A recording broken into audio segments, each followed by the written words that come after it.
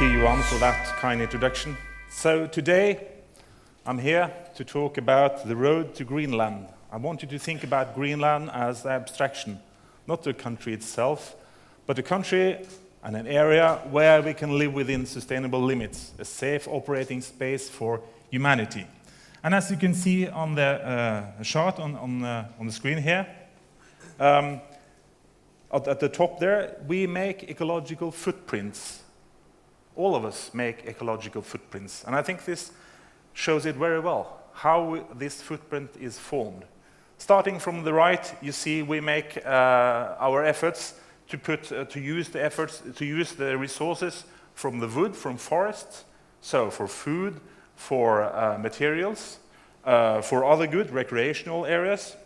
Next one is that we need the biomass to store the CO2 emissions that we are emitting from our operations. Third is the grazed land. We need to have land for cows and sheep and so forth. I'll not say sheep, to graze, to fulfill our needs for food and so forth. Next is cropland. We need for wheat, we need for all kind of vegetables, all kind of goods. And next, we need also a footprint here from industry.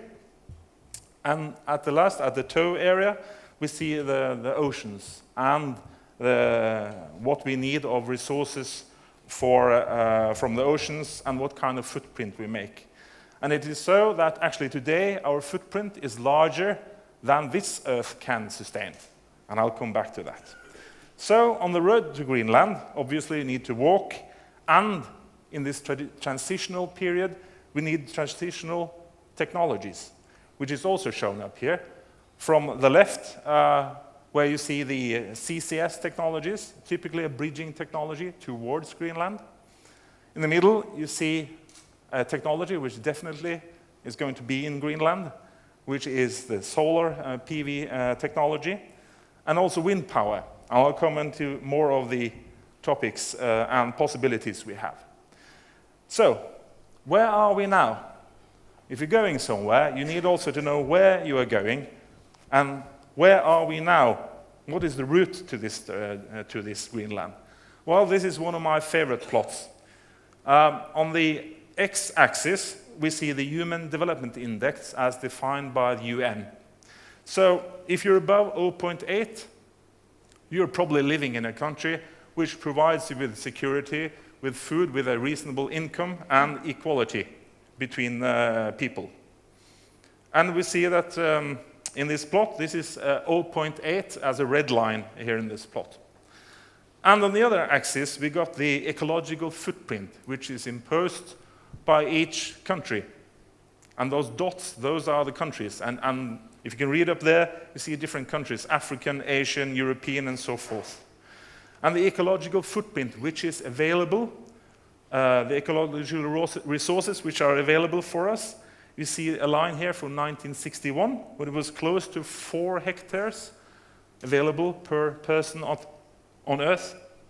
And in 2006, this is reduced to 1.8. And you say, of course, I mean, what is the ecological footprint? Well, it is the footprint we just saw on the first picture.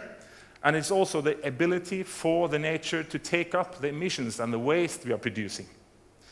And at the present, because we have had a population increase from 3 billion people in 1961 to 6.5 billion in 2006, there's going to be less available hectares for each of us to exploit for our needs.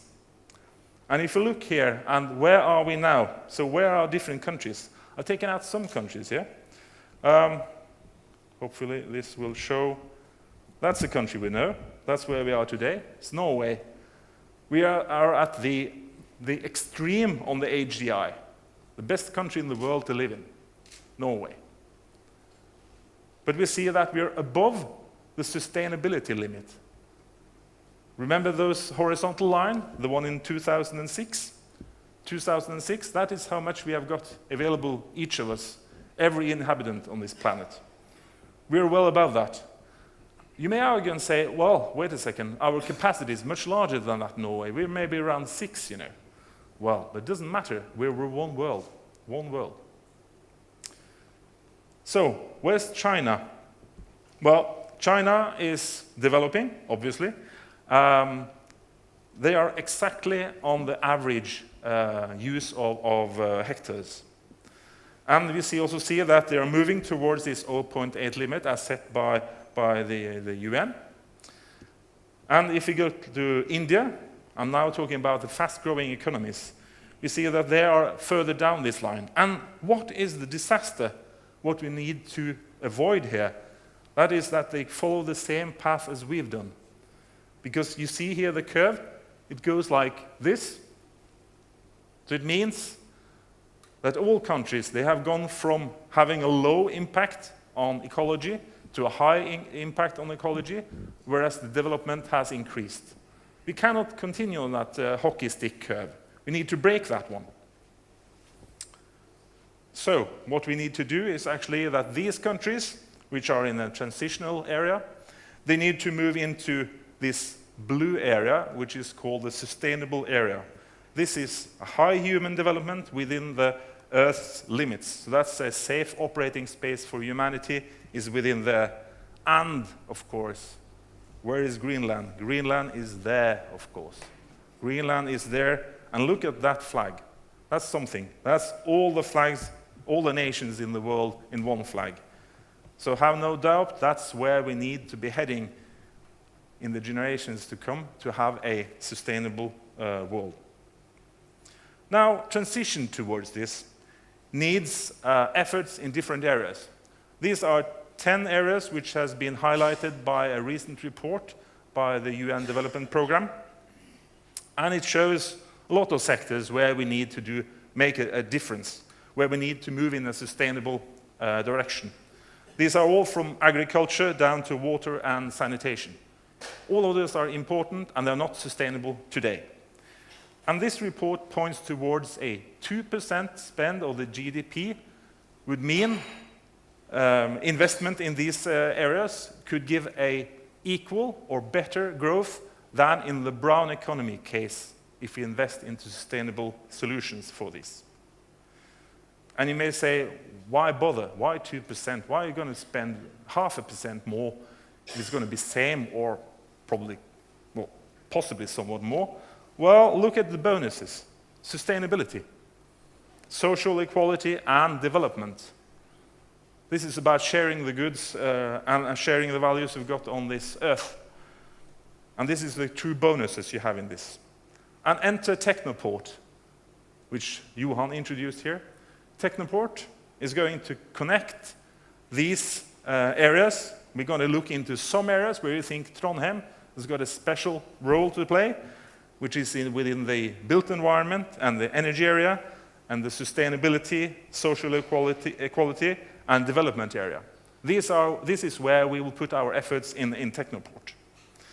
And energy. You know, I've got this friend of mine. He's a professor. I've got several friends, and more of them are professors, actually. But he talks about energy all the time, you know.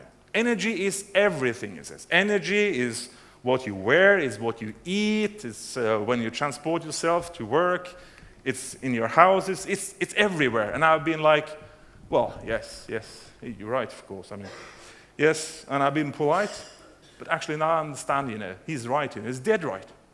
It is everything. Energy is key for development. Without energy, you cannot have development, and that's why Technoport is focusing in this area. If you look to India, for instance, what happens in India when they get access to energy, and that is through electricity? Well, they will need lighting, obviously. And that doesn't put such a high demand on the power.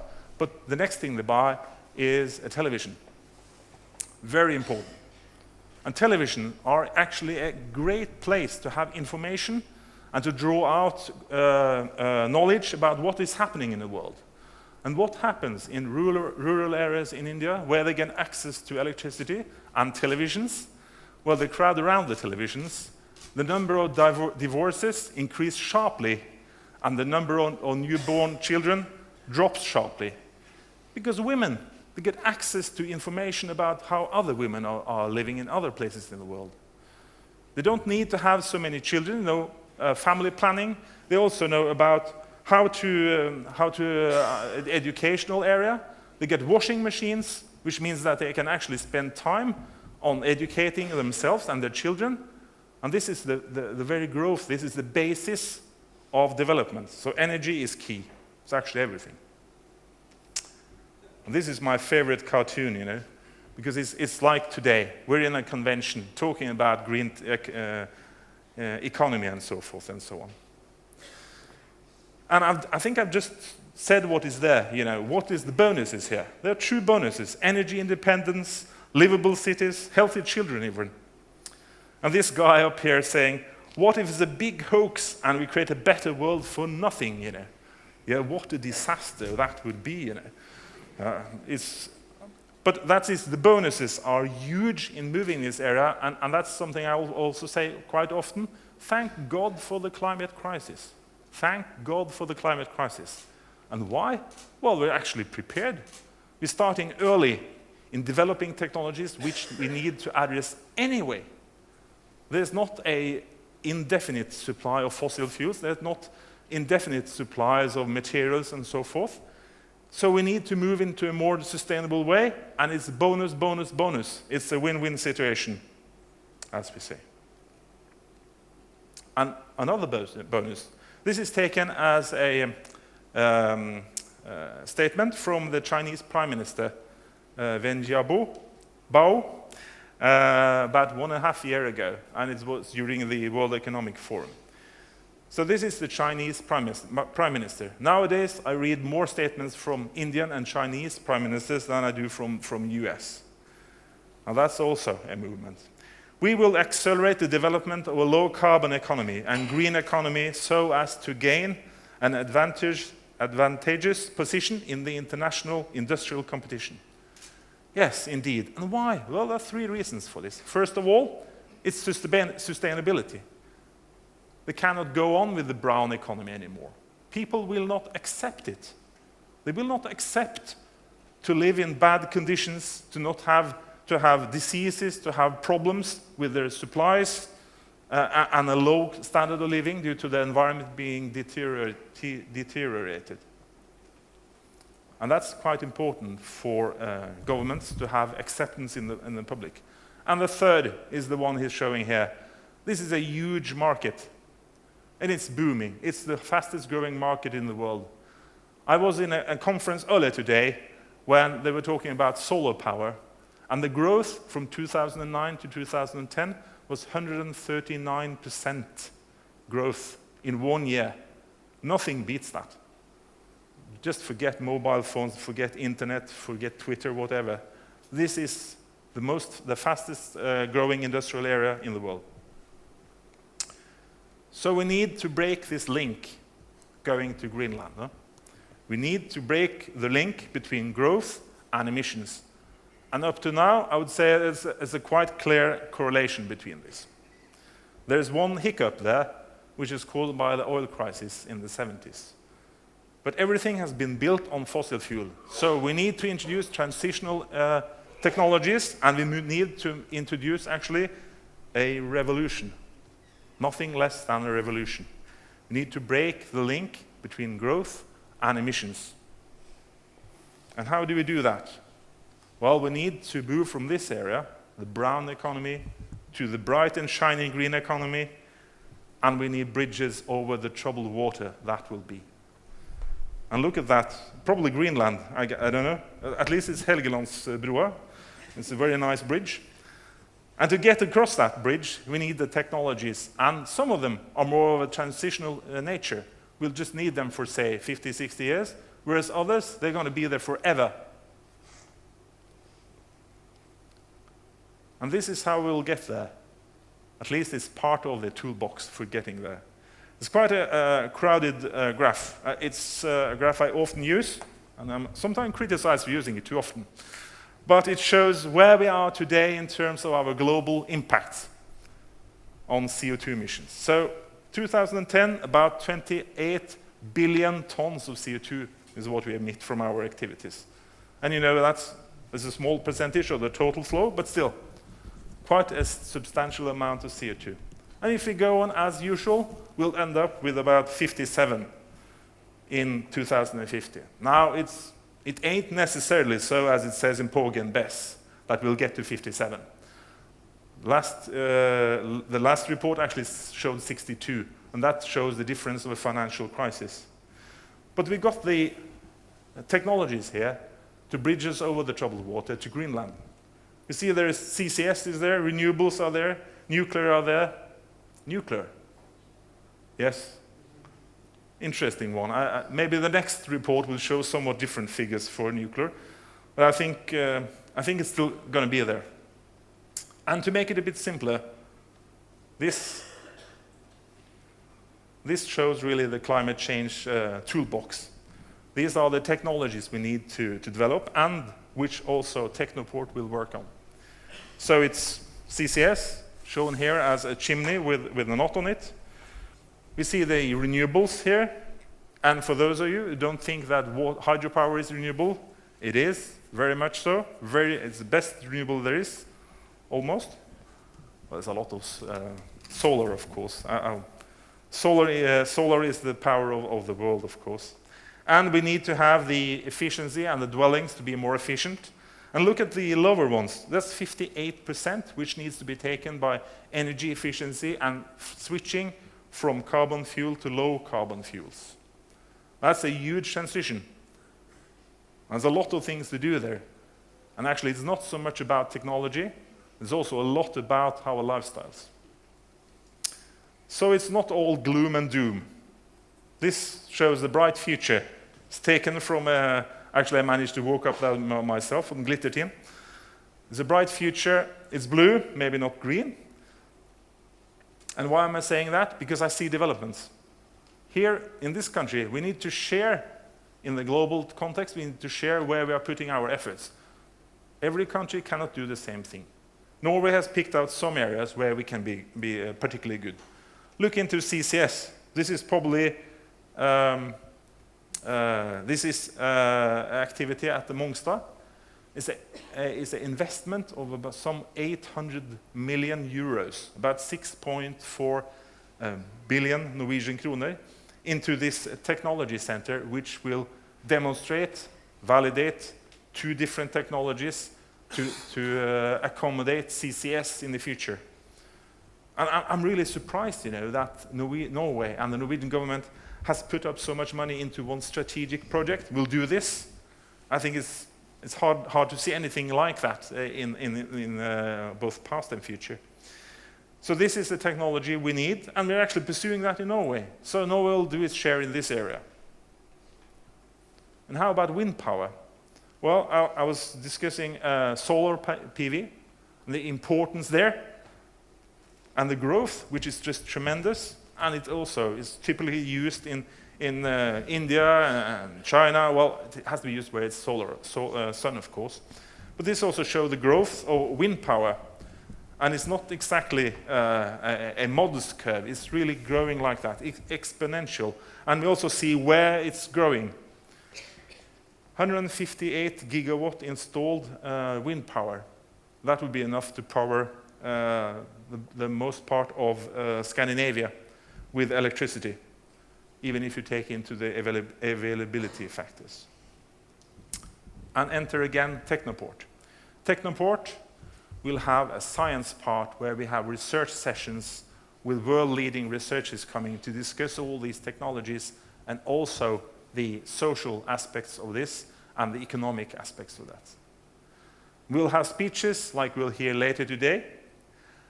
We'll have the research sessions, and we'll have a summit with all the stakeholders here. And why Trondheim? Why? Well, Trondheim has taken the lead in energy R&D. Trondheim is actually heavily involved in 8 out of 11 centers of excellence in energy in Norway. And we're leading 6 of them. So it's no coincidence that this is Norway and Trondheim. And we're taking the step.